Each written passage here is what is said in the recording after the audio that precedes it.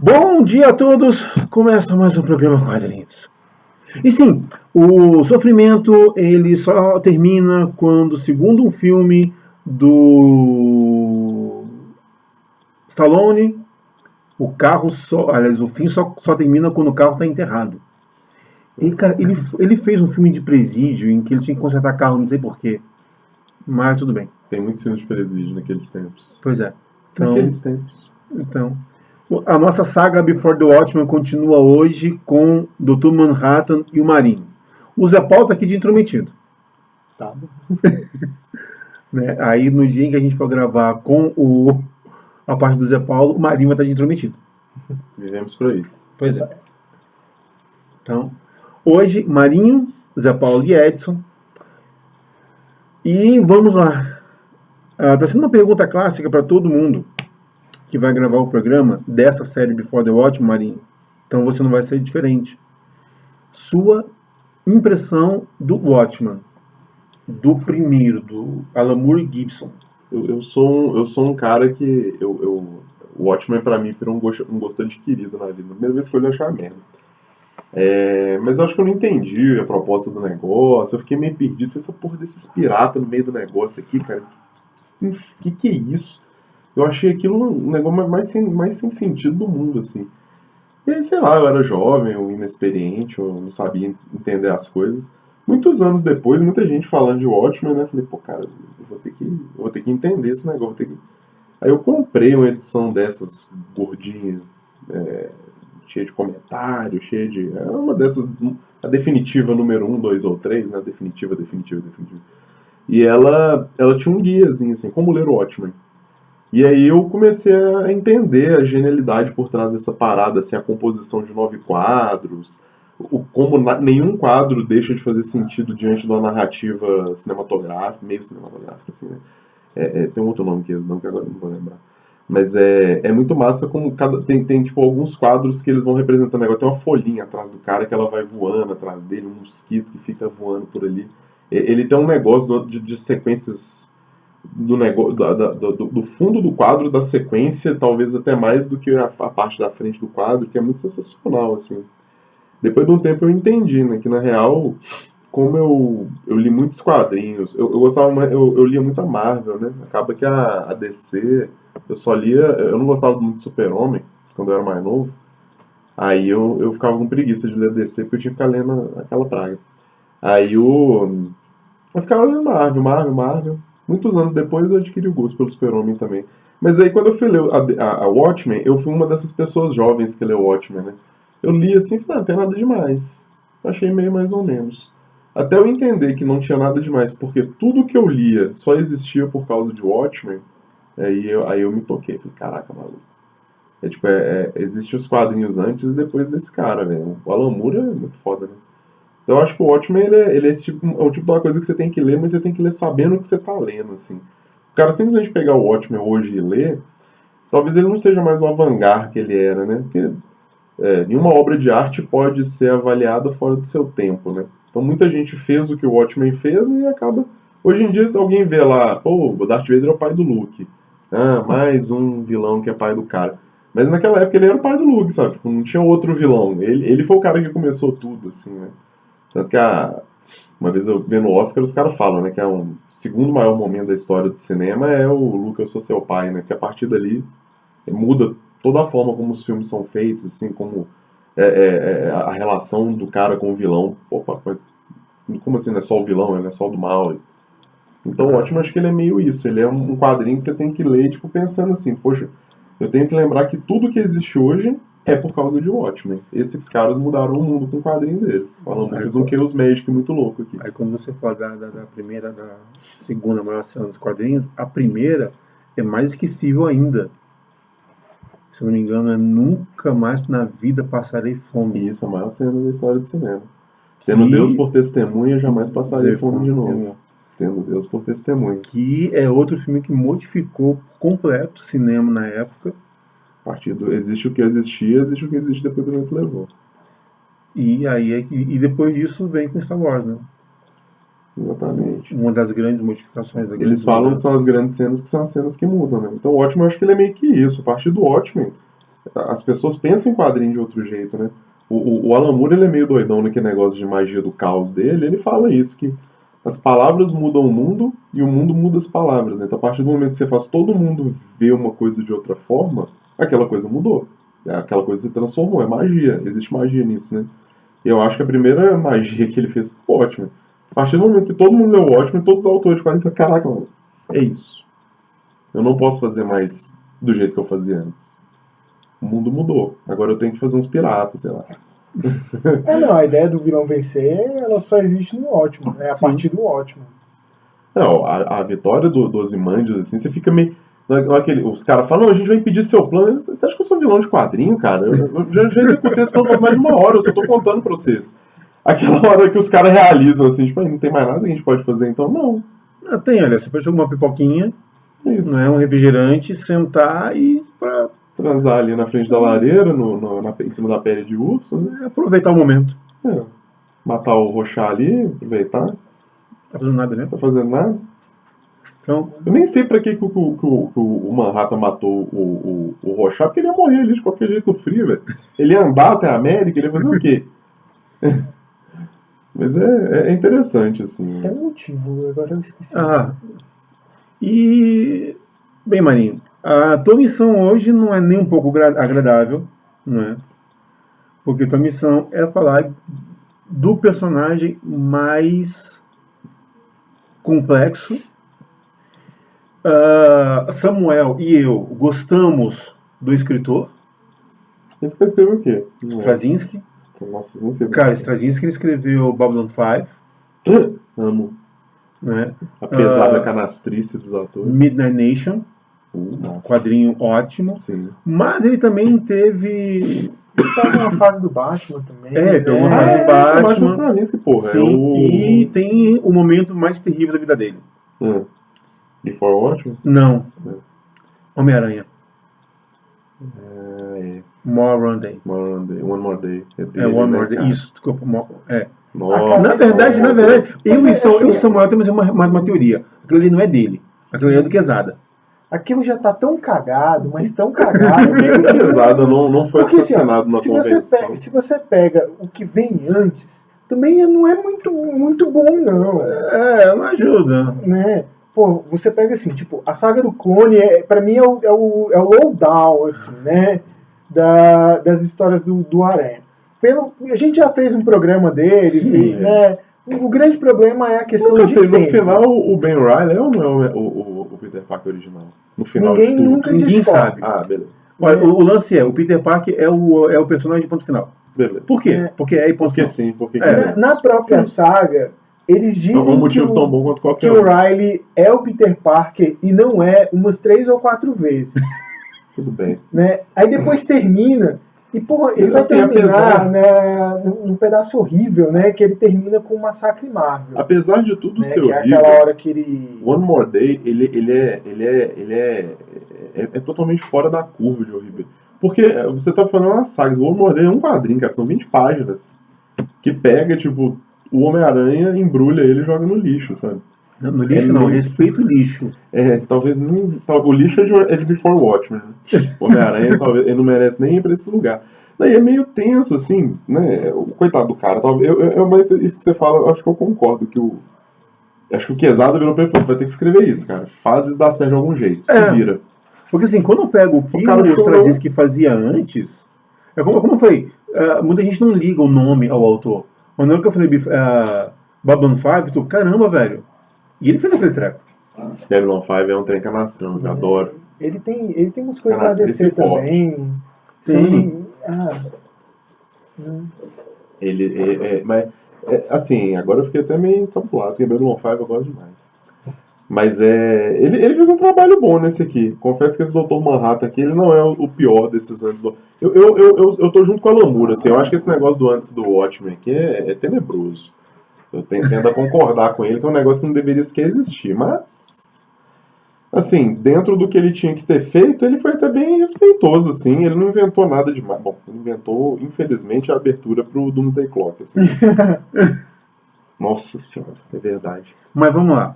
Vamos ficar no Before the Watchmen, Dr. Manhattan. Dr. Manhattan. Tem mais alguma coisa pra falar? Um monte. Senão o programa ia acabar agora. Acabou, gente. Valeu, obrigado. Não tem mais nada pra falar. Obrigado, beijo. Seguinte. Fechamos aqui. Pô, aí é de matar, né? Vamos fazer o seguinte. Duas músicas, né? Porque afinal de contas a gente tem que fazer o ar da graça da coisa boa. E vamos com Rush, com Manhattan Project. Eu adoro essa música do Rush. Beleza. E vamos com uma banda chamada Dr. Manhattan, Big Shopper. Beleza. Tá? Não me pergunta que música é essa, não faço a menor ideia. Uma eu conheço, mas a outra eu escrevo daqui a pouco que essa galera toca. Espero que não seja imensamente grande. Foi no aleatório aqui, senão a gente corta esse treco. Tá bom? E daqui a pouco a gente volta. Muita gente lutou para que as pessoas com deficiência física, intelectual, visual, auditiva ou múltipla tivessem suas garantias de cidadãs respeitadas. Nesse ponto, as leis brasileiras estão entre as mais avançadas do mundo. Nossas leis asseguram a inclusão nas escolas de todas as crianças com quaisquer níveis de deficiência, além de reabilitação, formação profissional e outros direitos fundamentais. O direito ao trabalho, tanto no setor público como no privado, é uma realidade que se consolida a cada dia, independente do tipo de deficiência. E atenção para uma coisa muito importante: qualquer discriminação ou não cumprimento dessas leis deve ser denunciado. Procure o Ministério Público ou Disque 100. A ligação é gratuita e pode ser feita de qualquer lugar do Brasil. Na nossa rádio, direitos humanos são de todos nós. É assim que a gente vai conquistando o nosso direito à cidadania. Muito bem. Dr. Manhattan. Ele começa como um homem. João das Couve, lá como é que ele chama? Eu até esqueci o nome do cara, eu fiquei lendo aqui 1000 vezes pra lembrar. É John alguma coisa, caramba. Nunca eu vou lembrar. É o Dr. Manhattan, cara. E é muito doido, assim, porque esse quadrinho, eles ficam contando, né? Como que ele não era um cara muito de boas desde o começo, assim, né? Esqueci, caramba. O nome dele é importante porque a gente descobre nessa edição, assim, né? Que ele é alemão. Uhum. E é um negócio meio... Na hora que eu li, assim, eu falei, que negócio meio nada a ver, né? O cara ser alemão... Ele é alemão meio judeu, hein? Osterman. E aí eu fiquei meio assim, falei, cara, que a coisa tem a ver com a outra, assim, que negócio meio tirado do nada, assim. Eu fiquei meio chateado quando eu li, assim. Falei, o cara sempre foi meio americanozão e tal. Eu falei assim, pra que mexer nesse nível no personagem, assim? Mas até que você... O Edson comentou um negócio comigo, assim, que até explicou, né, que o lance dos cientistas lá que fizeram a debandada, né, durante o... Assim que o Hitler chegou no poder na Alemanha, ele baixa uma lei dizendo que não pode ter não-arianos no serviço público. E as universidades eram de serviço público. Então todos os professores que não eram arianos, principalmente os judeus, né, foram sumariamente expulsos. É a história do Einstein, né? Sim. Não, mas o caso do Einstein ainda é mais louco, né? Porque ele estava nos Estados Unidos dando uma palestra, recebe a carta dizendo que vai ser expulso e se demite. Mas tiveram uns que estavam lá no meio da loucura e tiveram que fugir. Que vazaram. Não. Aqui não fica muito claro o nível de vazar, né, que o pai dele deu, assim. Mas ainda tem uma outra coisa, né? Querendo ou não, o Watchmen, ele é um derivado de um universo que foi comprado pela DC, onde a Segunda Guerra nunca acabou. Uhum. Então tudo meio que tem um contexto de Segunda Guerra, de alemães e de não sei o quê. O do Coruja também tem um pouco disso, né? O Before Watchmen do Coruja trabalha um pouco disso. O primeiro Coruja, ele é... Sim. Tanto que é um tema recorrente, né? Eles ficam voltando em guerra o tempo todo, porque o tema do Watchmen é a guerra, né? É o problema da guerra, né? Não exatamente está acontecendo uma guerra naquele momento, mas é aquele fantasma que fica depois da Segunda Guerra, depois do Vietnã, depois de Guerra Fria, depois do escambau, né? Aquela preocupação com as armas nucleares é um zeitgeist, adoro falar zeitgeist, mas é um zeitgeist bem específico dessa época, assim, né? Quando a gente começou a ver a corrida armamentista e as bombas nucleares capazes de destroçar o mundo inteiro, assim, a galera começou a ficar preocupada, né? Quando a gente começa a falar em mega... É naquela época que eles começam a falar em megadeaths, né? Se eu não me engano, foi o... Como é que é o nome daquele presidente que era um ator? O Reagan. Se eu não me engano, foi o Reagan o primeiro a se incomodar, assim. Quando o cara falou, não, a gente vai ter 30 e tantas megadeaths e tal. Ele falou, o que é uma megadeath? Não é 1 milhão de mortes civis. Você tá me falando que um cenário aceitável são 32 milhões de civis morrendo? Isso não faz sentido mais, assim. É aquele momento da abertura da perestroika, né, o novo mundo. Então eu acho interessante que a época histórica do Watchmen, ela é bem essa, assim, aquela sombra de uma guerra para acabar com tudo que existe no mundo. E a preocupação dos Ozymandias, né, de talvez isso não acontecer. E o Dr. Manhattan, ele tem esse negócio, né? O Dr. Manhattan, ele é quase uma encarnação da guerra nuclear, né? Ele é a encarnação daquele poder da energia nuclear que ninguém entende. Acho que a gente não entende até hoje tão bem, assim. Talvez entenda, né? Os físicos aí me perdoem se eu estiver falando muito bobagem. Mas é interessante porque ele é a representatividade disso, né? O Dr. Manhattan, o símbolo na testa dele é o átomo, né? O átomo do hidrogênio, se não me engano. Que é a única coisa que tem significado para ele depois da reconstrução dele, né? Ele chega a falar isso, assim. É muito interessante, porque ele representa o medo e a esperança ao mesmo tempo, né? É o medo da guerra acontecer, mas a esperança da energia nuclear ser uma energia que vai salvar o mundo, que vai resolver nossos problemas. E, Marinho, só te cortando um pouquinho, mas a física do Manhattan, ela não está apenas nesses pequenos detalhes que você citou. Ela faz parte do enredo da história. Isso, é muito massa porque a ideia do antes do Watchmen, do Dr. Manhattan, é que ele é um observador, ele é sempre um observador, né? E ele fala isso, da física quântica, ela tem essa questão de que o observador, ele altera a realidade, porque só existe realidade se alguém está observando. Ele fala lá do gato de Schrödinger. Ele fala, se você bota o gato dentro da caixa e você bota ele fala assim, você bota um gato dentro da caixa, bota uma cápsula de veneno lá dentro e coloca um dispositivo que tem 50% de chance de ser ativado. Então tem 50% de chance de ter sido ativado o veneno ou não. E a não ser que você abra a caixa, você não sabe se o gato está vivo ou morto. Aí ele fala com os caras, para a física quântica, o gato está vivo e morto. Porque o que importa é o observador. Enquanto existe um observador, existe um fenômeno. Se não há um observador, deixa de existir o fenômeno. E ele, enquanto o observador definitivo, né, o Manhattan, ele vive meio que além do tempo, né? Ele é capaz de enxergar o passado, o presente e o futuro dele. E aqui nesse quadrinho revela também que ele é capaz de enxergar as outras versões dele, né? E os outros multiversos, né? Os outros multiversos. E ele, como um observador quântico, o observador quântico definitivo, né? Porque ele é capaz de ver tudo em todos os lugares, em todos os tempos, de certa maneira. Tem até um momento que ele tenta se enxergar, porque ele fala assim, né? Ele consegue ver tudo a partir do momento que ele foi recriado, né? No acidente lá que ele sofreu, que o transformou em Dr. Manhattan, até o fim dos tempos, né? Até o futuro definitivo dele. E é muito interessante que uma hora ele para e fala assim, será que eu consigo ver antes do acidente? E aí quando ele volta até lá atrás, ele começa a ver a vida dele, ele começa a ver as vidas que ele teria vivido se ele não tivesse sofrido o acidente. Aí ele tem um negócio lá que ele fica tomando umas escolhas, né? Vou pra cá ou pra cá? Vou fazer isso ou isso? E aí ele divide o universo em dois. Aí os caras brincam com isso, eles fazem 2 páginas espelhadas, assim.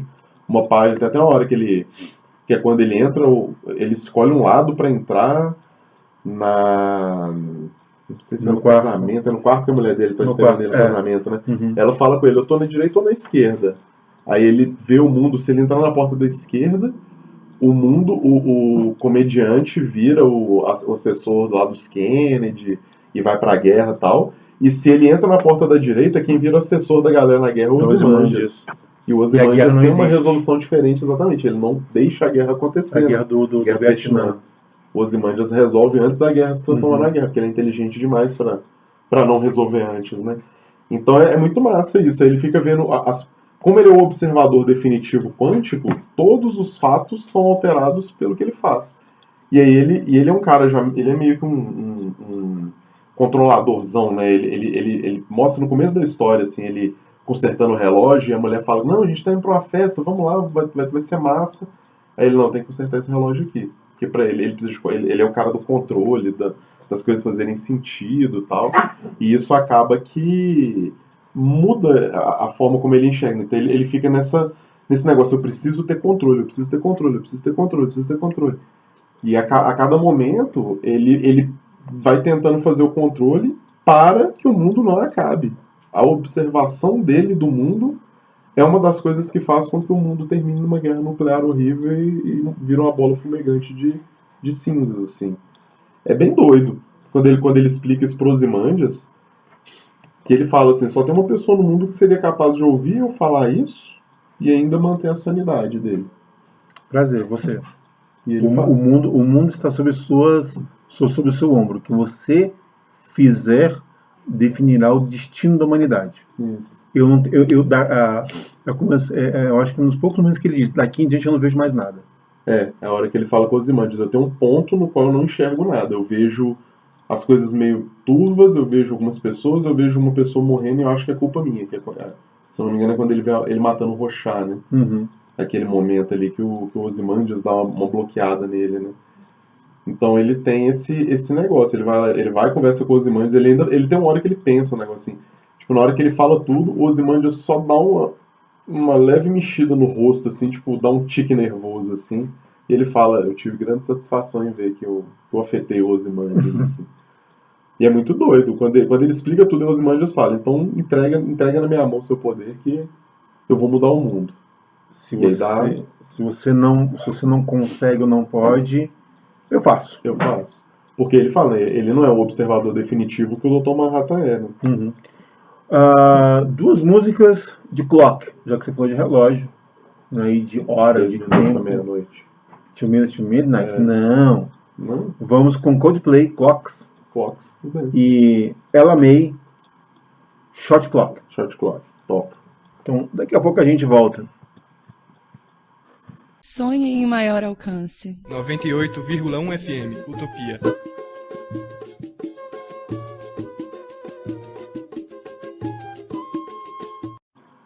Senhor Tiago Marinho, esse é aquele momento do programa onde eu viro para os meus entrevistados e faço uma pergunta bem simples e bem carinhosa.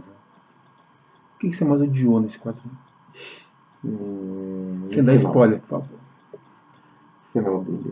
Sem dar spoiler. Vai ter que falar. É aquela hora que eu sei. Agora que eu sei que existe o Doomsday Clock, eu sei que foi por causa desse final aqui que algum idiota pensou naquilo. Dr. Manhattan contra o Super-Homem. Eu tenho certeza. Mas fora isso, eu acho que eles marretam demais nesse negócio dele ser o cara controlador. Então, a hora que você já fala assim, tá, cara, eu entendi que ele é tipo control freakzão assim. Toca o barco, vamos ver outras coisas assim, né? Mas o relacionamento dele todo com a Janet lá, né, que é a primeira esposa dele, é só isso, é só ele controlador. Até a hora que é meio chato, assim, sabe? A hora que ele tá transando com ela lá e fala, ela tá lá toda paixão e eu aqui controle, como ele vai falar, cara, eu já entendi a ideia. Eu acho que esse negócio tá me enchendo o meu saco depois de um tempo. Eu acho que quando você falou a parte do controle, o que eu mais detestei foi a hora em que tem o encontro dos Watchmen.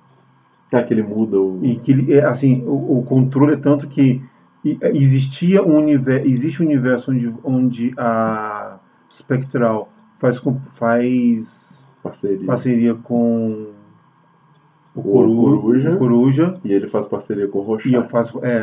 Mas não, eu quero controlar isso. Eu não quero ir com o Rorschach, eu quero ficar com ela. Porque ela é legal. Eu não quero saber dele. E o legal é que ele faz a divisão. mais uma vez, né, e fazer divisão temporal. O que é para um lado e o que é para outro lado. Pô, velho, já deu para entender que você controla o mundo.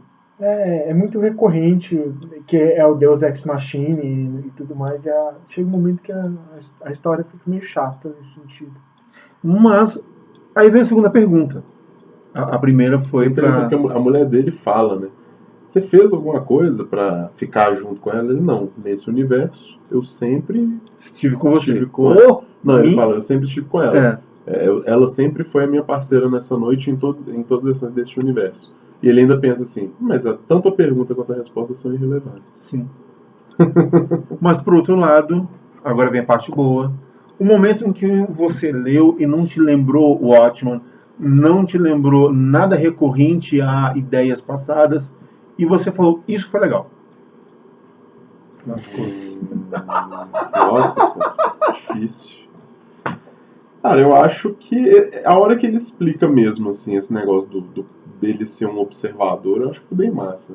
Porque o Watchmen, ele tem uma parada que ele fala, né, que ele é uma marionete igual todo mundo, mas a diferença dele pro resto é que ele consegue enxergar os títeres. Né?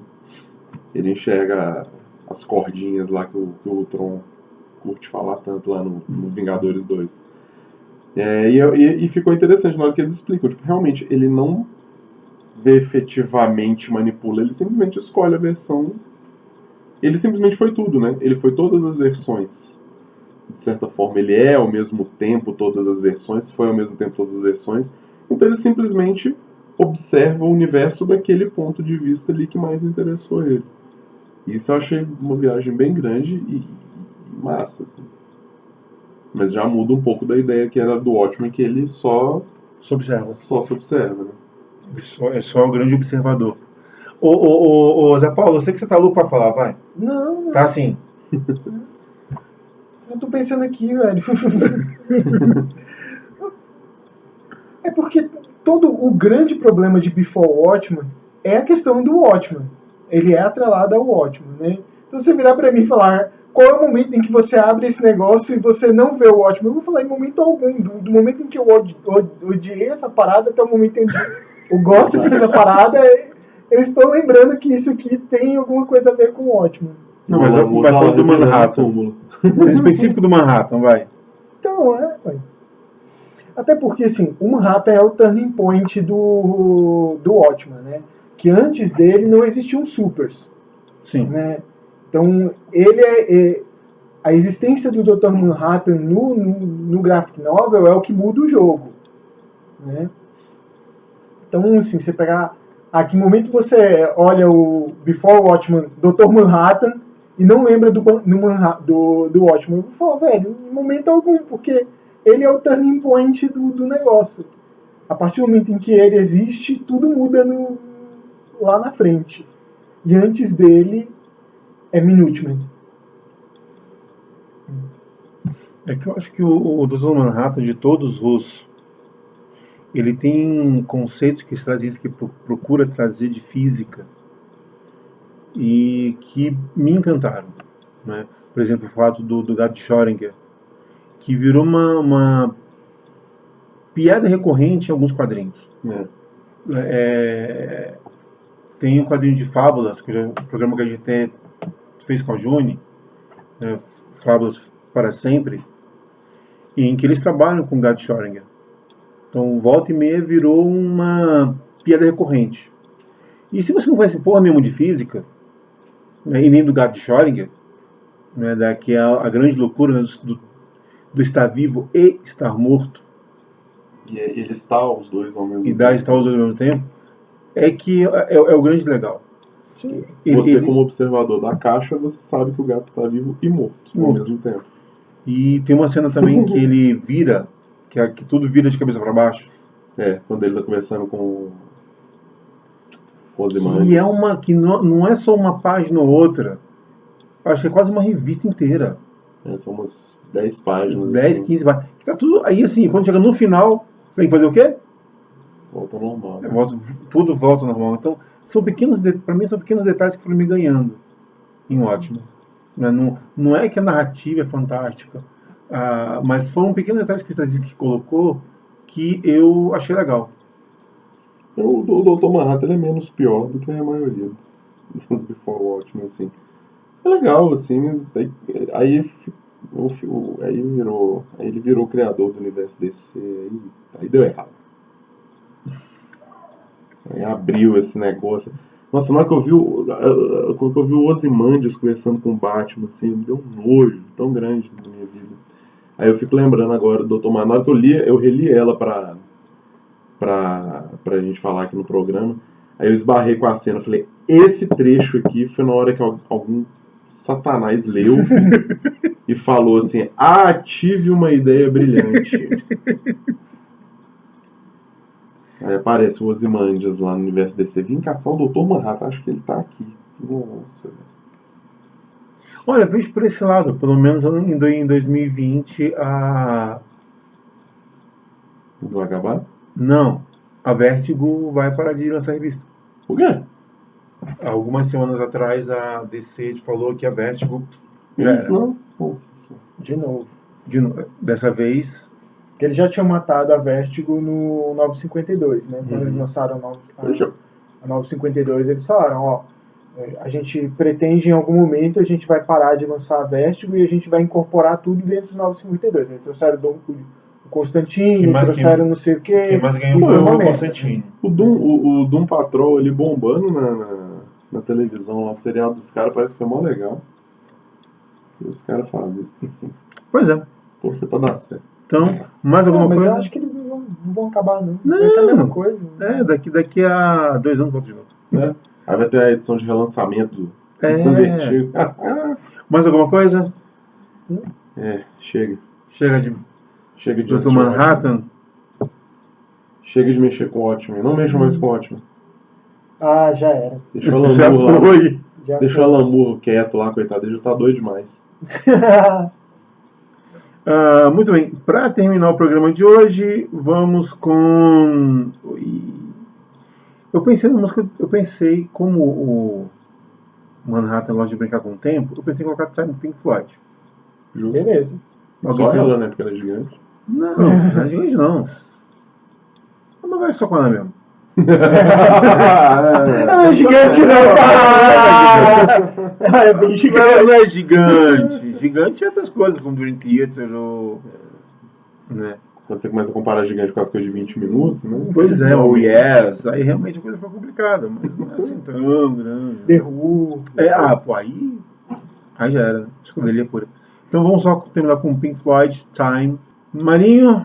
Um abraço. Muito bem, gente. Continue a programação da Rádio Utopia 98,1, a rádio comunitária de Ponte, no Distrito Federal. Para quem ouve nosso programa pela internet das vidas, vai viver tua vida, vai fazer o que é de bom. Né? E semana que vem nós volta. Bom almoço a todos. Fumo.